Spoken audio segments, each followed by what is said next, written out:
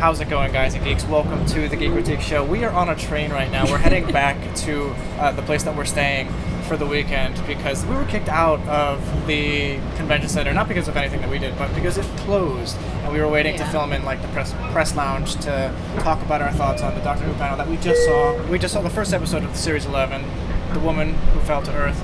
Jenn, first thoughts? I loved it. Yeah. I really did. I don't know. I think part of the hype was, too, that we were watching the episode with Jodie Whittaker. That's true. And Chris Chibnall, so I want to say, like... It felt like really, like, big deal, you know? Yeah, I mean, we like were when you really go to a midnight hyped. premiere, you know? But, I mean, in general, though, when I was watching the episode, I do feel like if I had seen it at home, I still would have loved it. But I'm trying to keep that hype in mind when giving this review, because I don't want to be, like, as gung-ho just because of like what a huge event that was for us, you know, and how much fun that was. By the way, this isn't our full review. This is our first thoughts. We're just having just seen the episode. I want to do a special like Who review episode for each episode. Yes. This isn't the Who review, guys. You're getting another review for The Woman Who Fell to Earth. We're gonna watch it again. And we're gonna break down the plot holes, the tonal themes, and everything like that. But these are our first thoughts. And the first thought I had when the episode started was, this is a really cool way and clever way to start the episode with Tosin Cole's character Ryan literally not being able, or actually he was on YouTube and he wasn't able to like ride a bike, and then he like because of his dyspraxia, which I didn't even know was a disease until I had watched that episode, but I felt that they really handled it really well, and I think it's really interesting. It's a really cool character work. I mean, not cool per se, but it makes for an interesting character because as the episode continues, we see Tosin's character Ryan really making some like tough choices and helping other people. And in general, like he wants to do things, but he's obviously scared because, you know, his like motor function skills aren't, you know, all there. Right. And what's cool is that somebody actually, when asking the questions, said that she has that condition, and she thanked Chris Chibnall for putting it in there. And he said that his nephew actually has it also, and that it's going to be a continuous thing. So, like, it's an arc that we're going to be getting with that character. And it's great because it's almost like maybe mentally he can find ways around how he feels about it. But the condition itself, like, if you have that, you know, there's, you know, it's not so, like the girl said, it's not so easy to ride a bike. So she was, you know, she was happy to be represented, which was really cool. Yaz was interesting to me because she's in a place where she's literally looking for more. She's looking for more to do, like to be more consequential in her role as someone who wants to help others. And the fact that she like chose a path of being a police officer kind of shows that she wants to help people. Yeah. And what better person to find her than the Doctor to take her on some wacky adventures. I had to take her under her wing about like taking charge, because even still, like, as the whole situation happens and you could tell she's not as confident as she should be, and she didn't feel like maybe ready to take charge, I guess.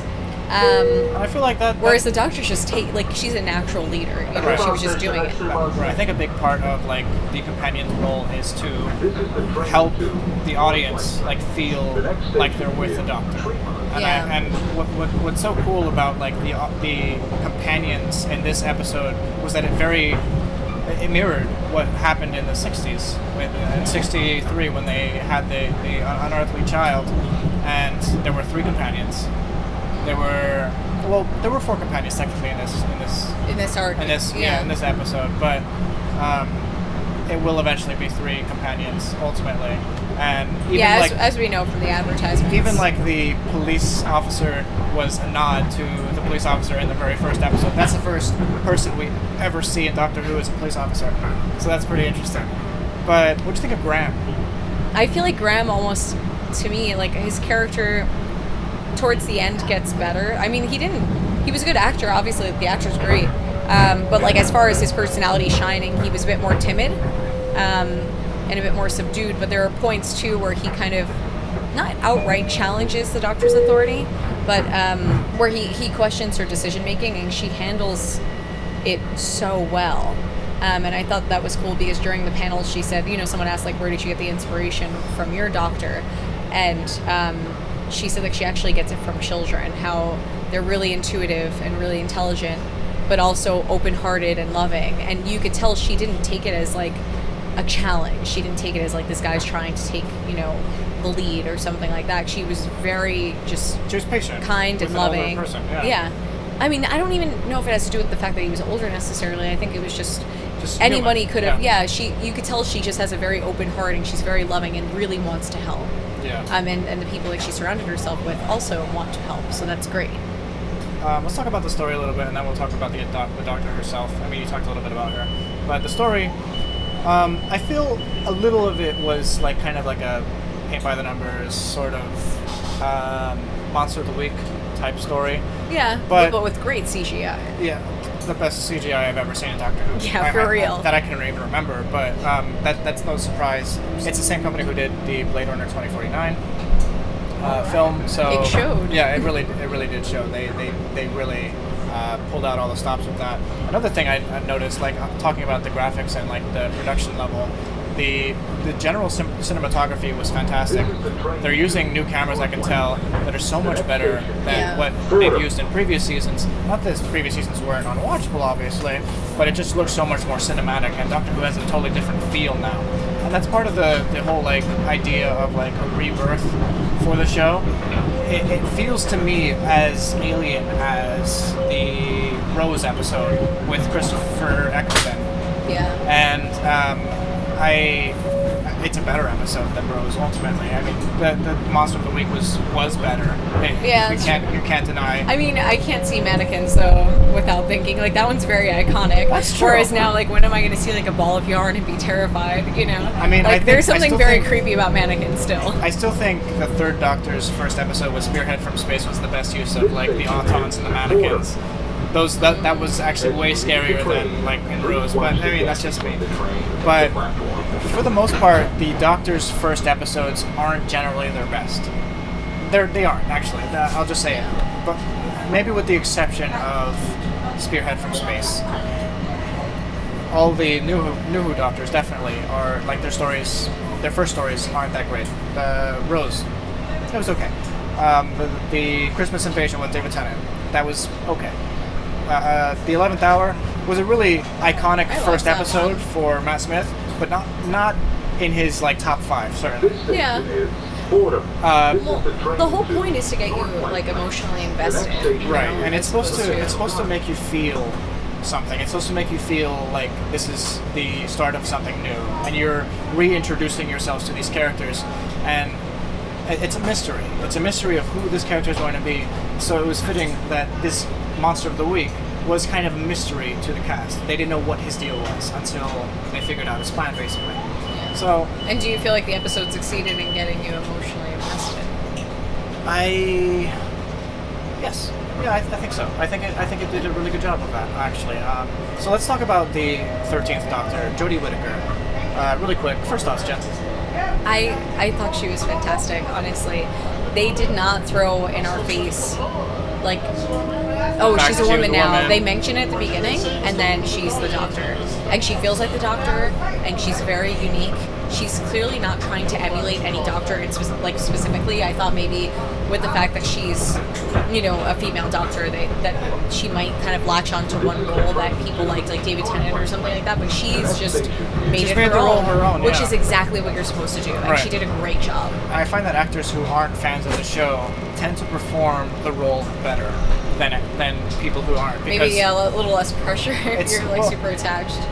It's not that it's less pressure. I think it's more that you don't have any expectation.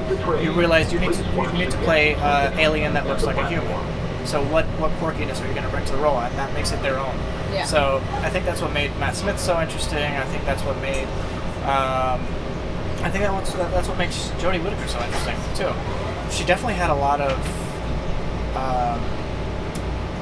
I don't even have a word for it. It's like a pizzazz almost. Like she just had like not like a witty one-liner for every little scene, but which it was I appreciate. Like she said the right thing at the right time. And she was serious at times, like she needed to be serious, but then she would joke around at other times. Quirky, when it was worth it. It wasn't all gaffes and laughs. It was a really good balance that was appropriate for the situation that they were in. Yeah. She was very industrious, which I appreciated. Yeah, that was kind of cool. She actually did her own forging, apparently. Like, that's what she said in the panel. Like, she did, or welding, sorry, yeah. Yeah. She did her own welding. I don't know if, like, I think she was kidding a bit. Like, she's saying, like, the character did her own welding. No, she did. That was her? That was her, yeah. Wow, that's crazy. Yeah. And you can see, like, obviously from working on Broadchurch, her and Jodie, or her and Chibnall have like a really great connection. They both have a very specific goal in mind. I know some of Chibnall's episodes for Doctor Who haven't been the best. Actually, they've been the worst. Yeah, they've been.